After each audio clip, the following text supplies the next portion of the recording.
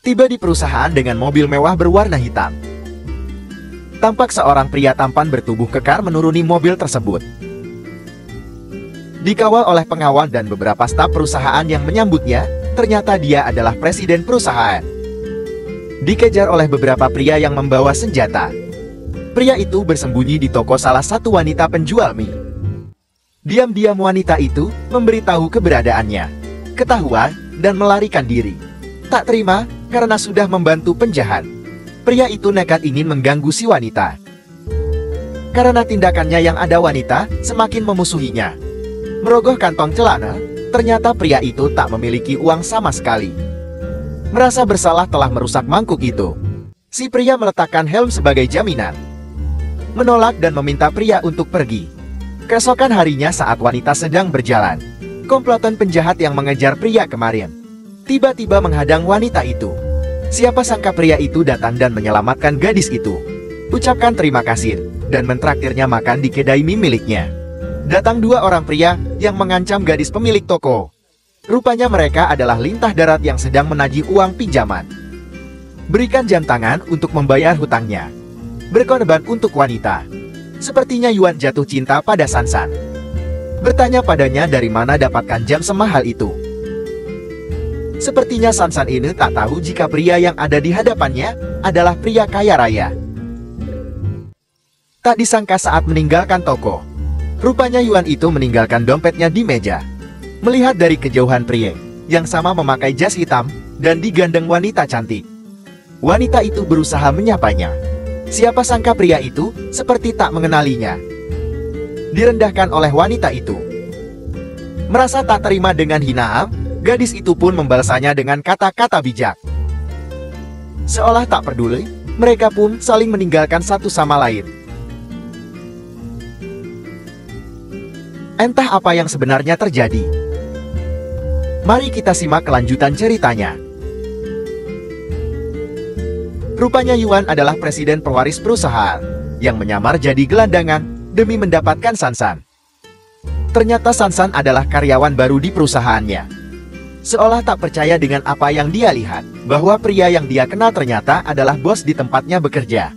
Memberikan instruksi padanya, manajer memberi tugas pertamanya adalah ikut serta dalam rapat hari itu. Dalam meeting itu, tampak wanita memperhatikan ketua secara seksama. Tak ada yang mencurigakan dari pria itu. Terlihat sangat meyakinkan bahwa dia adalah orang yang berbeda dari pria yang dia kenal. Menganggakkan tangan. Apa yang mendasari perusahaan mengalami penurunan sebesar ini? Seolah tak menemukan jawaban, meeting siang itu pun dibubarkan. Menunda sampai agenda berikutnya.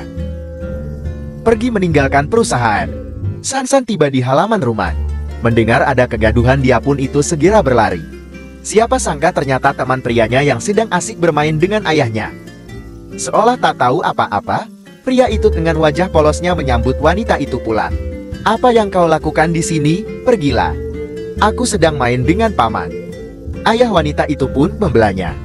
Merasa percaya diri, pria itu pun meyakinkan si wanita bahwa ayahnya pun menyukainya. Namun sial wanita malah mengusirnya. Saat sedang asik makan mie, tiba-tiba datang dua pria seperti pengawal yang memaksa membawa pria itu ikut bersama mereka. Sepertinya pengawal tadi memang sudah ditugaskan untuk membawanya dengan cara itu. Staf pegawai istana menyambutnya. Tampak kepribadiannya pun tiba-tiba berubah. Rupanya sang ibulah yang mengundangnya untuk datang ke rumah agar bisa makan siang bersama. Memintanya untuk berhenti bermain-main dan lanjutkan mengawasi perusahaan yang sudah diwariskan kepadanya. Seolah mengabaikan perintah ibunya. Nekat meninggalkan rumah dengan gaya dan penampilan yang sedang dia perankan. Siang itu di perusahaan. Kemana lagi dia pergi? Dihadang oleh karyawan yang lainnya, seolah memberi isyarat agar memberi jalan bagi ketua. Kenapa pria itu mirip sekali dengan Yuan? Hanya saja dia kaya. Kau tahu dia itu Putih Group Ming. Baru-baru ini, aku dengar kedua perusahaan mereka sedang berkolaborasi. Dan mereka sudah dijodohkan sejak kecil. Benar, Mereka memang pasangan yang cocok. Meninggalkan kalung di toilet. Seolah memang sengaja ingin menjebak seseorang. Baru sadar, ternyata wanita ini adalah wanita yang merendahkannya siang itu. Hei kamu, bagaimana bisa kau bekerja di perusahaan ini? Artinya perusahaan percaya dengan kemampuanku. Dan aku tidak pernah mengandalkan siapapun termasuk orang tuaku. Meninggalkan toilet dan memasukkan kalung itu ke dalam tas Sansan. Ternyata wanita itu memang sengaja menjebaknya. Mari kita lihat. Pengumuman ada berita kehilangan. Aku baru dengar pengumuman jika kalung Nona Ming hilang. Sudah aku duga itu pasti kamu. Kenapa kau mencuri kalungku? Kau cukup memberitahuku jika kau memang menyukainya. Kenapa harus mencuri? Jika begini, bukankah yang ada kau hanya mempermalukan dirimu sendiri? Cepat geledah dia. Lepaskan apa yang kalian lakukan. Pengawal Nona Ming terus merampas tas milik wanita itu. Meras Atak menemukan apapun. Wanita itu minta Nona Ming untuk meminta maaf. Mendorongnya ke belakang dan ditangkap oleh ketua. Sontak mereka saling berpelukan. Kau sudah membuat kegaduhan di perusahaan ini. Cepat minta maaf padanya. Yuan sayang, bukankah aku tak kebenaran kau mencurigai karyawanku? Sekarang dia terbukti tak bersalah, maka kau wajib meminta maaf. Pengawal. Baik ketua. Takut ketua semakin simpati pada wanita itu. Akhirnya Nona Ming meminta maaf. Kali ini kau boleh menang. Minus tapi bukan berarti kau boleh menggoda tunanganku. Dan kau harus ingat bahwa kau itu hanya karyawan biasa yang tak. Asik ngobrol di tangga dekat rumah, wanita itu lagi-lagi memperhatikan wajah Yuan. Bagaimana bisa wajahmu sangat mirip dengan ketua di tempatku bekerja, Tuan Yuan? Tapi anehnya ketua selalu menghindar jika bicara padaku. Meski presidenku sangat angkuh dan dingin, tapi sebenarnya dia pria yang baik. Bagaimana jika aku pura-pura saja datang ke perusahaan, jadi ketuamu, dan meminta agar kau naik jabatan? Dengan gayamu yang seperti ini, dalam 2 menit saja semua orang akan curiga. Betul juga yang kau katakan. Shanshan, kekasihmu itu sangat tampan dan tinggi. Bibi Wang dia bukan kekasihku. Shanshan, kau jangan malu-malu mengakuinya. Jika kau tidak mau dengannya, biar ku jodohkan saja dengan putriku. Bibi bisa saja. Baiklah bibi, kami pulang dulu. Siang itu diam-diam Nona Ming mengikuti mereka. Yuan, ku dengar katanya kau mencariku. Kau tahu ini adalah perusahaan. Dan seharusnya kau panggil aku ketua. Tapi aku karena tunanganmu Yuan. Jadi untuk apa aku memanggilmu ketua? Jangan terlalu kaku. Aku sarankan jaga sikapmu. Kau tahu ini adalah perusahaan, bukan tempat di mana kau bisa bertindak seenaknya. Sangat marah, Yuan meninggalkan Nona Ming, membanting telepon yang ada di hadapannya. Kau tunggu pembalasanku, Sansan. Siang itu diadakannya perjamuan para kolega besar. Kau lihat semua tamu yang datang di sini. Mereka semua adalah orang kaya. Tuan Yuan juga ada di sana. Cukup memanggilnya dengan sebutan itu. Setelah apa yang kau lakukan dengannya selama ini, sangat kaget mendengar ucapan Nona Ming. Sansan menanyakan, apa maksud ucapan Nona Ming? Selama ini dia sudah berbohong padamu. Aku benar-benar tak percaya. Selama ini kau benar-benar lugu, atau memang kau wanita yang sangat bodoh? Pantas saja Yuan mendekatimu, ternyata orang miskin memang mudah dipermainkan. Bagaimana mungkin? Meminta Sansang menghubungi nomor teleponnya. Tak disangka, ternyata nomor itu benar milik ketua Yuan. Halo Shanshan, ada apa? Kenapa menghubungiku? Matikan telepon dengan tatapan yang sangat marah. Merasa ada yang tidak beres, Yuan pun berbalik ke arah belakang. Apa kau sudah puas? Jadi selama ini kau benar-benar menganggapku mainanmu? Bicaralah, apa kau senang mempermainkanku? Sansan sangat sedih dan kecewa oleh perbuatan Yuan. Shanshan tunggu. Berencana ingin mengundurkan diri. Tolong pikirkan kembali. Jujur aku sangat berat melakukan ini. Aku akan memberimu waktu 1 minggu. Kau urus saja dulu ayahmu. Jika ayahmu sembuh, kembalilah. Terima kasih manajer. Sansan pun pergi meninggalkan perusahaan. Penyakit ayahmu semakin parah. Dia harus dirawat. Tidak mungkin dokter, selama ini aku merasa tubuhku semakin sehat. Beri saja aku obat penghilang rasa sakitnya. Dokter, beri saja apa yang menurut Anda itu baik. Masalah biaya, aku akan segera melunasinya. Mau pergi kemana kau sayangku? Jangan halangi aku. Kalau begitu kau setuju aku berikan foto ini pada Bibi Wan. Akan kuceritan Sansan pada ibumu.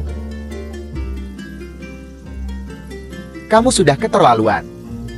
Dayuan sayang, ikuti saja apa yang kuinginkan, mak semuanya aman. Maka akan kupastina Sansan dan ayahnya baik-baik saja. Semua pilihan di tanganmu, pikirkan baik-baik.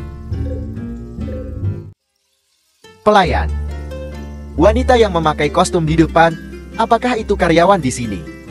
Ya, kalau begitu minta dia untuk datang dan menari.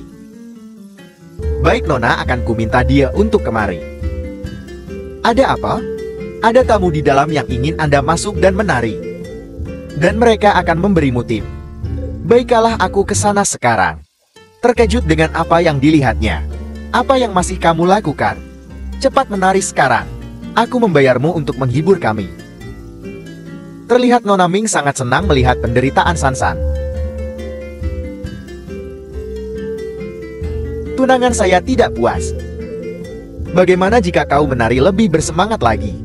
Ternyata Ketua Yuan sangat tidak suka dengan sikap Nona Ming. Kenapa kau sangat kekanak-kanakan sekali? Pergi. Meninggalkan tempat itu. Dan berpikir ingin menjual kendaraannya. Alina, tolong ambil kunci ini. Kembalikan kunci ini pada meja di tempatku menari tadi. Terima kasih. Baiklah Sansan. Menghubungi sahabatnya. Sansan ingin bertemu. Ternyata sahabat menawarkan pekerjaan di restoran tempatnya bekerja. Setuju dengan jumlah bayaran. Sansan pun mengiyakan. Tahu kondisi Sansan yang sedang membutuhkan banyak uang untuk biaya pengobatan ayahnya. Sahabat membantunya untuk mencarikan pekerjaan tambahan. Menoleh ke jalan. Melihat Yua dan Nona Ming pergi. Terlihat Sansan sangat sedih. Aku harus sadar. Mana mungkin ikan yang hidup di laut dapat hidup di sungai yang dangkal. Tentu saja tidak bisa kawan. Semua sudah hidup dengan takdirnya masing-masing. Ayo kita pergi sekarang. Aku pikir ini tempat makan yang lebih nyaman dari sebelumnya. Pelayan. Halo, perkenalkan aku Sanshan. Kenapa kamu di sini? Ini adalah pekerjaan saya. Tolong bantu untuk kita saling menghargai satu sama lain. Yuan berpikir ini adalah siasat buruk Nona Ming. Kenapa harus di sini? Apa gaji di perusahaanku masih kurang? Sudah aku katakan tolong hargai. Aku sedang bekerja. Jangan ganggu, aku sedang mencari uang. Sanshan, apa yang terjadi? Aku tidak butuh uang darimu atau perusahaanmu. Jadi hargai itu. Hidangkan makanan. Hanya orang kaya yang tahu nikmatnya udang impor. Orang miskin sepertimu tidak akan pernah tahu rasanya. Kalau begitu nikmati makan siangnya. Aku permisi. Melempar celemek ke meja makan. Yuan pun ikut pergi mengejar Sansan. Dapat telepon dari dokter ayahnya. Dokter pun memberi tahu jumlah biaya yang harus dibayar. Terima kasih. Aku akan mendapatkan uang itu secepatnya. Halo Anjing. Bisakah kamu meminjamkanku uang? Aku butuh uang 200 juta dalam minggu ini. Kenapa kau tidak pernah ceritakan ini padaku? Mengapa kau lebih senang jadi pengemis? Padahal ada aku di sisimu. Sebutkan berapa jumlahnya biar aku yang bayar. Tidak perlu, kau simpan saja uangmu. Dayuan sangat putus asa. Dia bahkan sering mabuk-mabukan dan tak mempedulikan dirinya. Ibu yang melihat kondisi putranya pun tak tega. Meminta asisten membangunkan anaknya. Yuan pun bangun akibat melihat cahaya matahari dari jendela kamarnya. Bukan Yuan bangun, malah semakin menutup wajahnya di selimut. Meminta asisten untuk mencari tahu penyebab putranya berubah. Datang menemui Sansan, sang ibu dibuat terkejut dengan kondisi rumah Sansan. Maaf, Anda siapa? Silahkan masuk. Sepertinya kau anak yang baik dan sangat menawan. Hanya saja kau terlahir dari keluarga yang tidak berkecukupan. Biba, aku adalah anak yang memiliki kemampuan pendidikan dan kerja yang baik. Selama hidup aku tidak pernah mengandalkan uang orang tuaku. Jadi kau manfaatkan wajahmu untuk manfaatkan uang pria di luar, cara pintar. Tapi sayang, aku tidak bisa biarkan itu terus berlanjut. Seharusnya kau paham apa yang aku maksud. Aku tidak pernah memanfaatkan orang lain. Apalagi untuk tujuan yang satu itu. Aku tidak butuh belas kasihan orang lain. Kau pandai sekali bicara. Tidak heran anakku tertarik padamu. Dia mendekati dengan menyamar jadi orang miskin. Jadi aku mencintai deal yang apa adanya, bukan sebagai putra pewaris perusahaan. Baiklah, ada uang 500 juta di sini. Cukup untuk biaya operasi dan pasca perawatan ayahmu. Aku ingin membuat anakku kembali bahagia. Kau tahu kan apa yang harus kau lakukan? Baiklah. Sepakat dengan perjanjian yang mereka buat. Buka pintu kamar ketua. Gadis cantik yang saat itu bekerja sebagai pelayan terlihat merapihkan botol yang berserakan di kamar. Memperhatikan wajah ketua lebih dekat lagi. Dengan mata yang masih kabur melihat wajah yang selama ini dia rindukan ada di hadapannya. Ayo bangun aku di sini. Tersenyum melihat Sansan. Berpikir itu adalah mimpi. Merayakan ulang tahun bersama. Sembari berdoa kepada Tuhan. Apa yang kau inginkan? Kenapa jadi tanya aku? Cepatlah. Aku ingin kau yang berdoa untukku. Ketua sangat bahagia sekali. Shanshan, apakah Anda benar-benar harus pergi ke Beijing? Ayah, akhirnya dokter menemukan dokter terbaik untukmu di sana. Jika kita pergi sekarang, kemungkinan Anda bisa cepat pulih.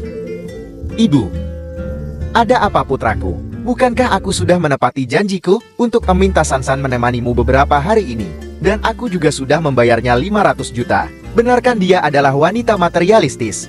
Dia mengincar uang keluarga kita. Kalian berdua tidak pantas bersama. Dan kartu ini adalah yang dia tinggalkan padaku saat dia pergi. Aku tahu betul bagaimana watak dia, Bu. Dia tak pernah meminta bantuanku meski dia tahu aku orang kaya. Bu, dia wanita baik-baik. Aku sangat mencintainya. Pergi meninggalkan Cina. Terus berlari Yuan mengejarnya sampai bandara. Tiba-tiba langkah Sansan terhenti. Mereka mendengar ada yang berteriak memanggil namanya. Terus menghubungi nomor handphone Sansan. Saling menghubungi satu sama lain. Mereka berpapasan tanpa melihat. Saat mereka hampir putus asa. Benar saja, tampak di seberang jalan orang yang tidak asing itu menatap satu sama lain.